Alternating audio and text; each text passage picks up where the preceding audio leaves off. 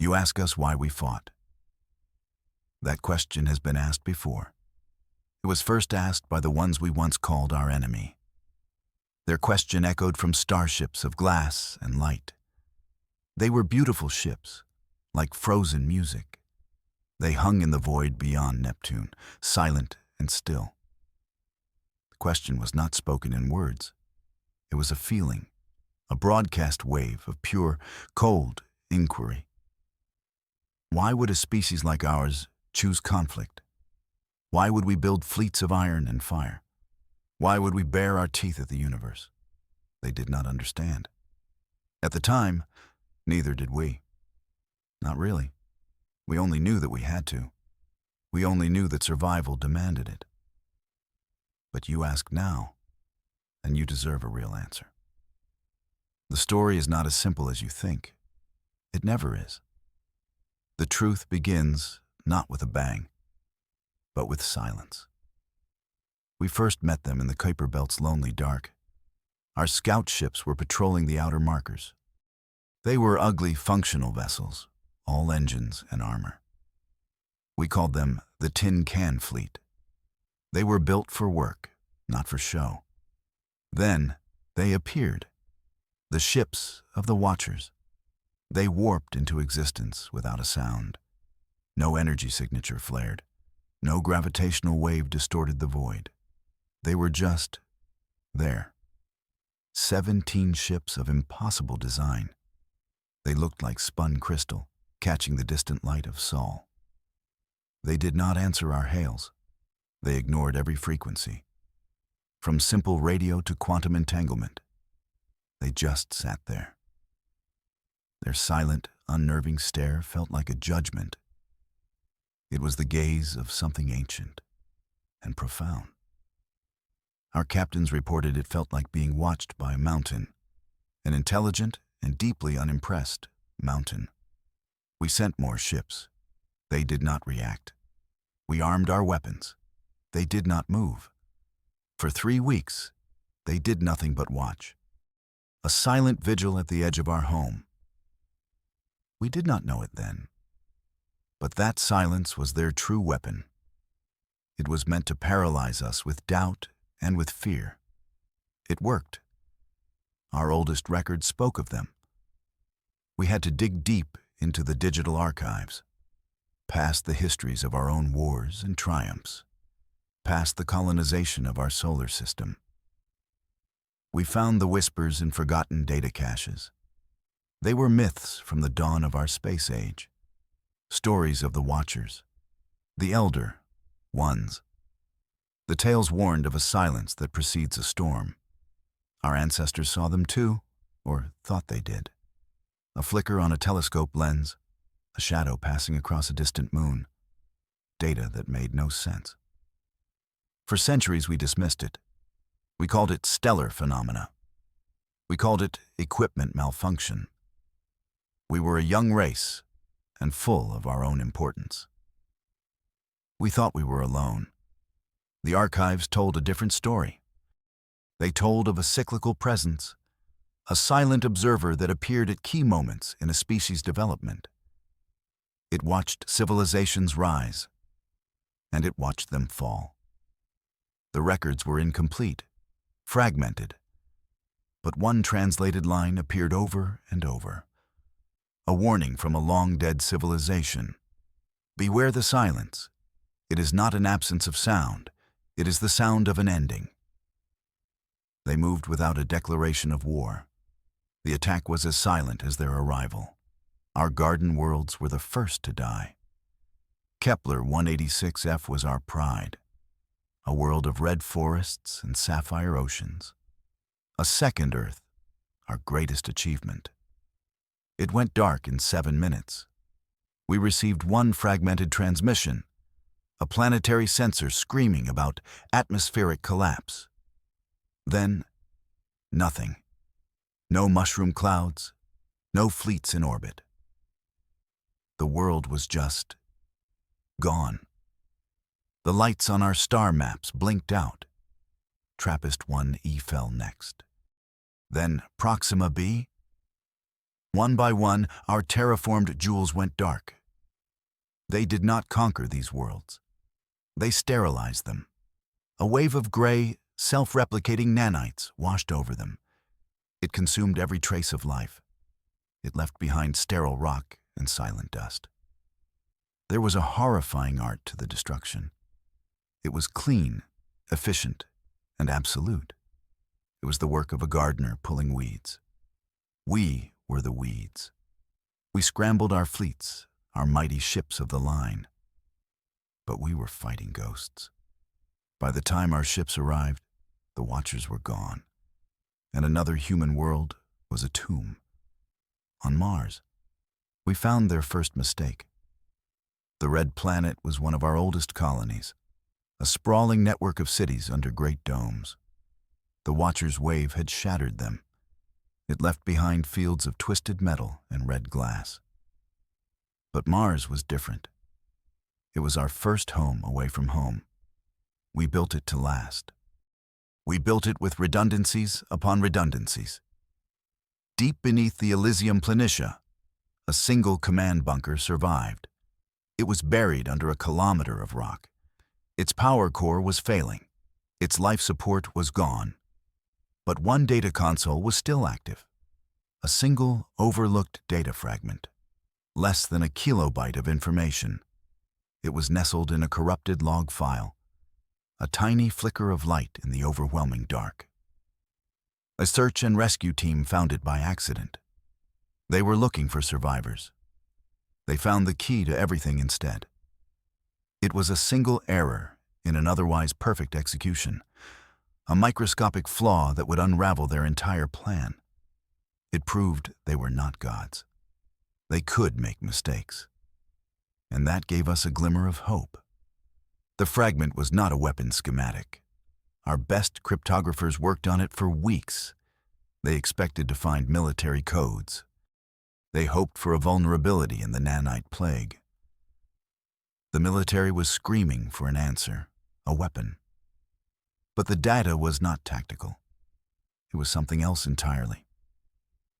As they peeled back the layers of encryption, they found music. A complex, haunting melody.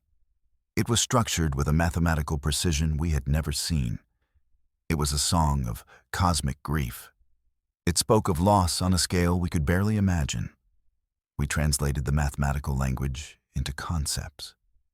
The song told of a homeworld lost, a star eaten by a nameless dread. It sang of a flight across dead galaxies, a desperate search for a quiet place to hide. This was not the anthem of a conqueror. It was a lament, a funeral dirge for 1 billion lost souls. We had been so wrong. These silent, terrifying beings were not our executioners. They were a people in mourning, and their grief was about to drown our entire world. They were not conquerors, but refugees.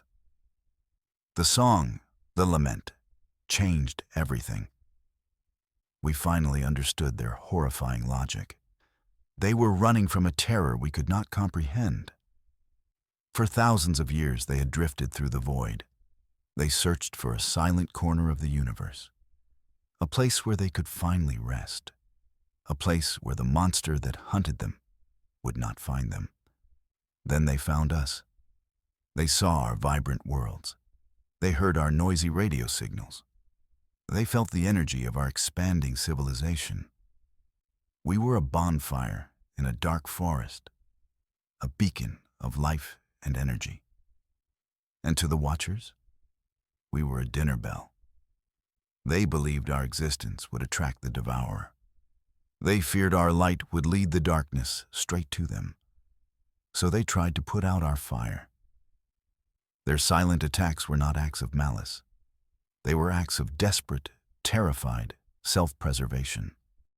They were trying to save themselves by erasing us. It was a monstrous, unforgivable act. But it was not born of hate. It was born of a fear beyond our understanding. This terror was the scourge. The lament called it the Great. Devour? A machine plague that consumed entire galaxies for fuel. it was not a species. It had no biology. It was a swarm of self-replicating, star-consuming machines. An unthinking, unfeeling tide of black metal. It moved from system to system. It would surround a star. It would build a shell around it, drinking its energy dry. Then it would convert that energy into more of itself. It turned suns into cold, dark spheres. It turned living worlds into raw materials. It had consumed the Watcher's home galaxy. It had been hunting the survivors ever since. The Watchers were the last remnants of a galactic empire, an empire reduced to 17 ships of glass and sorrow. They had seen things we could not imagine. The death of stars, the silent fall of 1 trillion souls. They ran for so long, they forgot how to be anything but afraid. The Scourge did not hate. It did not conquer. It simply ate, and it was heading our way. The Watchers were not the storm. They were the last gust of wind before the hurricane. We sent them a message of our own. It was a desperate gamble. Our military leaders wanted retaliation. They wanted to hunt the Watchers down. But a few of us argued for a different path, a path of radical empathy. We had their song now. We understood their language of grief. So we crafted a reply. We did not send fleets. We did not send threats. We broadcast a single, wide-beam transmission. We aimed it at the empty space where they had last been seen. The message was simple. It was the recording of a single human voice, a linguist who had worked on the translation. She spoke their mathematical language fluently now, and she spoke with a voice full of compassion. She said, "We hear your song. We understand your fear. We know what hunts you. But you are wrong to hide in the dark. The dark is where the devourer thrives. You cannot run forever. So stand with us. Stand and fight. Let us write a new song together, a song of defiance." For a long time, there was only silence.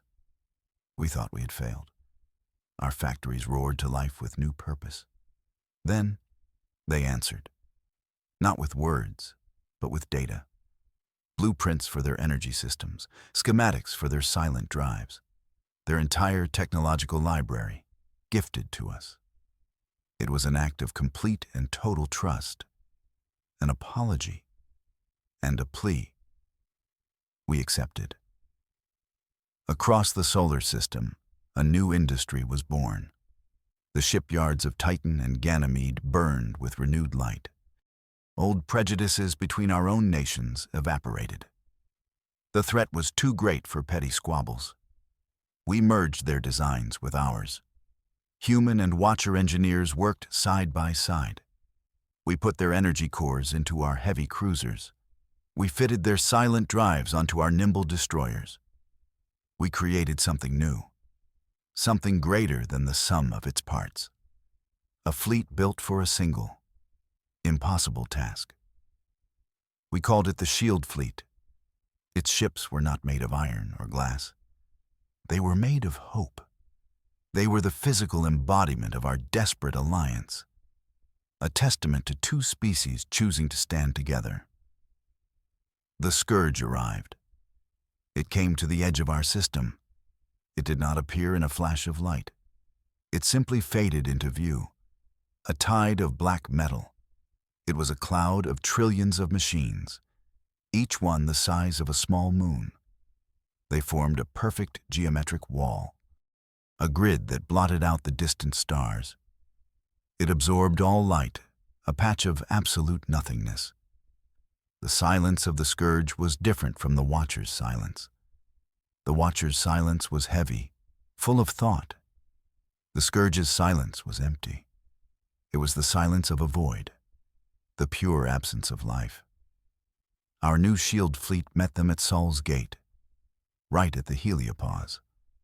Our ships looked so small, a tiny line of silver and gold against an infinite black sea. The Watcher ships flew alongside ours. Their crystalline hulls shone like beacons. For the first time in 10,000 years, they were not running. They were turning to face the night. The fate of our entire system hung on this single moment. The battle was about to begin. The Watchers shielded our cradle world, Earth. They paid a heavy price for our shared future. Before the first shot was fired, they moved. Their 17 glass ships broke from our formation. They raced ahead, directly into the path of the Scourge. We did not understand. Our fleet commander screamed at them to return.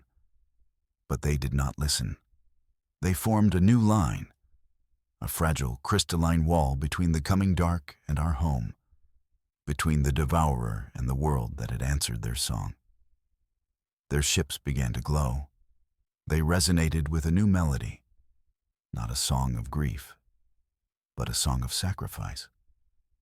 The first wave of the Scourge hit them. Their beautiful ships, art forms made real, shattered. They broke apart like glass. But they did not just break. They erupted in waves of pure energy. Each ship became a small nova. Their sacrifice bought us time. It punched a hole in the Scourge's perfect formation. It was a gift, a final, terrible apology for the garden worlds they had taken. They paid for our future with their own extinction. We fought with a fury they did not expect. The Watchers' sacrifice lit a fire in our souls. We saw their light, and we answered with thunder. We surged through the gap they had created. Our ships, a mix of human grit and Watcher grace, tore into the machine swarm. The Scourge was used to terrified species running. It was used to panicked, disorganized resistance. It was not used to us.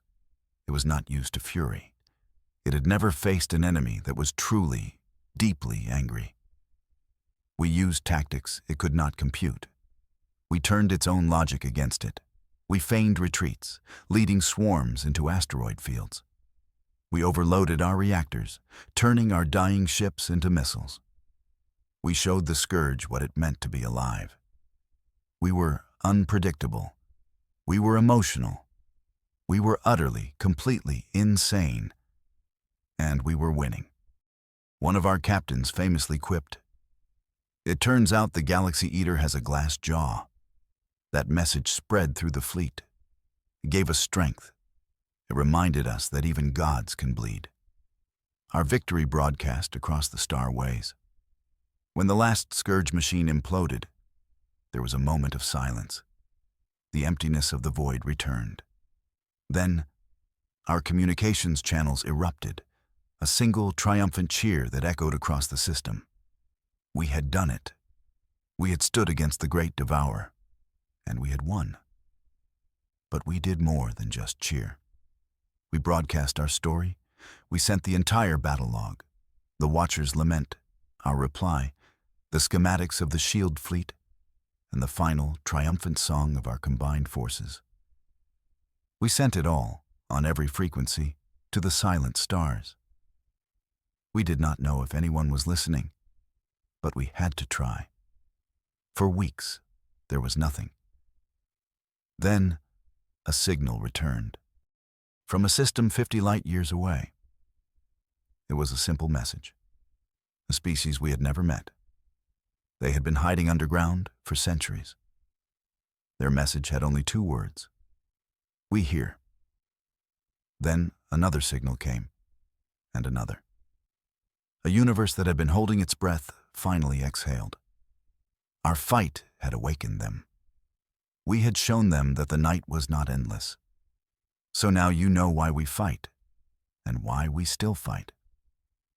We tell this story to every new species we meet, to every star-faring race that emerges from hiding. We show them the archives. We play them the lament of the Elder Ones. We honor the memory of the Watchers. Their sacrifice became the foundation of the galactic concord. We fight for them.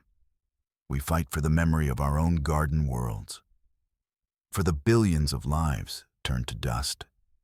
We fight so that no one ever has to make the terrible choice the Watchers made. So that no one has to choose between their own survival and the life of another. The Scourge is not gone. It is a fire, and we only stamped out one ember. But now we do not fight alone. 1,000 worlds stand with us. A fleet of 100 different designs protects the light. We fight for them, and we fight for you. We fight to ensure your worlds never know a silent sky. We fight so your children can grow up looking at the stars with wonder, not with fear. That is our answer. That is why we fight.